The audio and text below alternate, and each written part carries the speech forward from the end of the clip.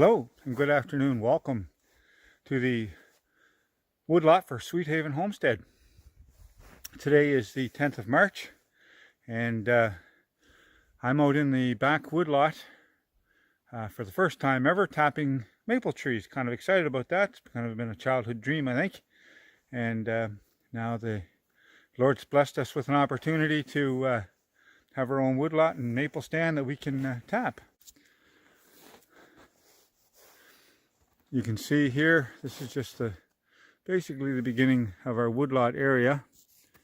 And back in the fall, Mary and I and the grandkids took a trip out in the woods before all the leaves fell to make sure we properly identified a number of maple trees. Quite a few sugar maples back here. And we marked them up. And now spring's here, we've finally got the good forecast. It's warm in the day and cold at night. We're tapping trees. I'm pretty happy about all of that. So up at the house, there's 3 maple trees right in the front yard of the house. And we purchased the old-fashioned tins with the lids and the old spiles that you tap into the tree. And we've got those up there. Out here in the backwoods, though, it's much more cost-effective to use plastic food grade buckets, containers, which I've been collecting up now for a while. It's about probably half of what we've got. And then you use the blue nylon line or vinyl line. I'm not sure what it's made out of, but it's what the commercial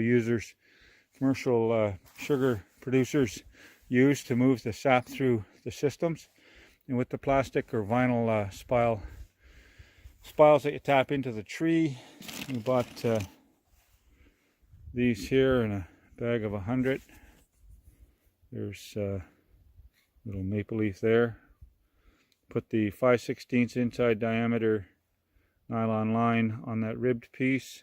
You drill a 5/16 diameter hole into the tree, about 2 inches. You tap that in and then hook it up to run it down into a bucket, and we just drill the lids out. And there we go. That's how we're going to do it. Now, I have to admit, we were pretty excited when we drilled our first hole on the tree this morning, early this afternoon at the house. No sooner had I pulled the drill out and she was dripping, so we were pretty excited about that. Yeah, it's neat. So I've learned some lessons, of course, as you always do in life. The snow here in the backwoods is deep. I was not quite expecting it to be this deep, because up around the house it's not this deep, but obviously I didn't factor in the shade of the trees, keeping the snow a little thicker. Wish I had brought my snowshoes. I guess that's the biggest thing. Other than that, it's a little work slogging around right now, but tomorrow when I come to check on everything, and I may end up having to come in tomorrow to actually finish tapping, because I don't think I'm going to have enough time in this day, because as you can see by the shadows from the trees, the sun's beginning to go down. So I expect I'll have to come in tomorrow and finish tapping. Of course, daylight savings time change tonight, so that's kind of good too, because I'll have a longer evening of sun tomorrow evening.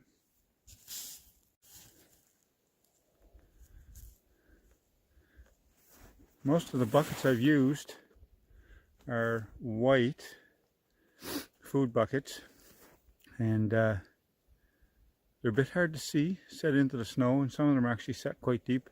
So as I go along and count, the pink ribbons on the trees are also the marker. So there's 1, 2, 3, 4, 5, 6, and 7 off there in the distance. Number 8. Number 9. Number 10.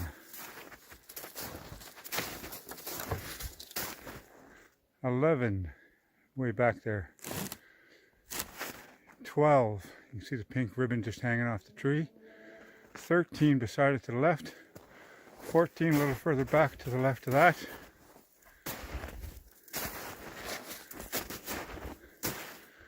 15 right here. 16, 17, 18, 19, 20, 21, 22, back there with the red lid, 23, the tree just beyond, back in about 30 feet, 24, 25, about 30 feet straight back, 26. This is a bit of a shot of the woods where we've got the taps. Taps really start about here. You see little rips of tape on the trees, and I suppose it goes in down that trail maybe 300 yards, I guess, perhaps not even that far. And for this year anyway, or at least for now, as far as I've gone. And I'll just give you a shot from where I'm standing here now to that tree, that kind of lone tree straight at the end of the trail there. And when I get down there, I'll take a shot back and then show you from there the path out onto the pasture land. Give you an idea of the relative position for where the woods are to where the house is. Okay, here we are at the tree I was pointing out earlier, back a few minutes ago when I was standing down there by that little bit of a clearing you can see. Our trail leads down through the woods back towards our pasture. If you look down the end of there, you can see just beyond the trees the snowfield. That's our pasture.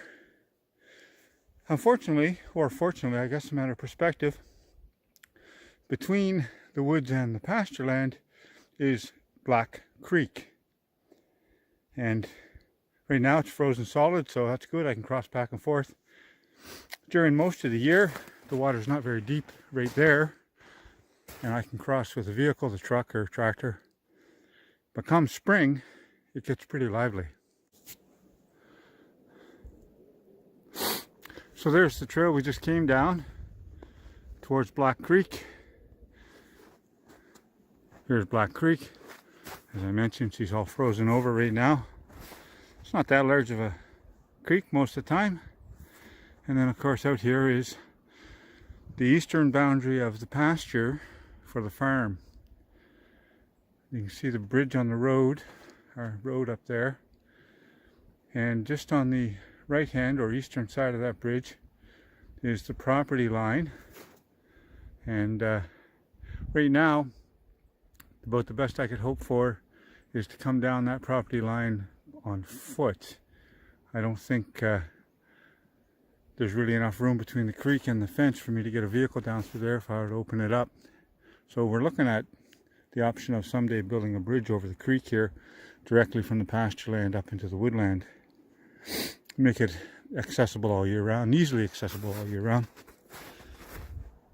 And from here, if you look to the west, you can see the house off in the distance with the barn up back there and all the pasture between here and there. So that's pretty much the lay of it. So back here at the house, we were able to tap 3 trees. The only 3 maples in the front. We originally had a 4th maple just over there beside where the car was, but I had to take it down to enlarge the driveway for the addition that we're putting on. Alright, so we tapped these fellas earlier today, probably around 1 or so, and probably, oh yeah, it's probably an inch or so on the bottom. Don't know how much that equates to, but that's kind of neat. It's kind of fun, actually. Our first time ever doing this. Oh, that guy's dry. Okay.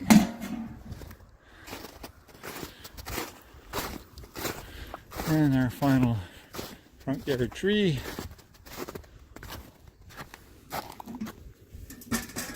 And just a smidgen in there. They say that sap runs best when it's a warm day and a cold night. And earlier today I saw the sap, I saw the temperature rise up to just above 0, +1. Wasn't there very long. And then it was mostly -1, -2, probably most of the afternoon, or the middle of the afternoon when the sun was highest. Having said that though, the trees, you know, they obviously they're dark and they absorb the heat, so the sap was obviously flowing, but not that much yet. I'm excited. Tomorrow's supposed to be get up, I think, about +5, +6 degrees in the afternoon, and then plummet again at night. Not sure there's a lot of sun in the forecast for tomorrow, but certainly warm temperature, so I'm hoping the sap will be flowing. All right, so there you go, day 1 for us, tapping trees and making our own maple syrup.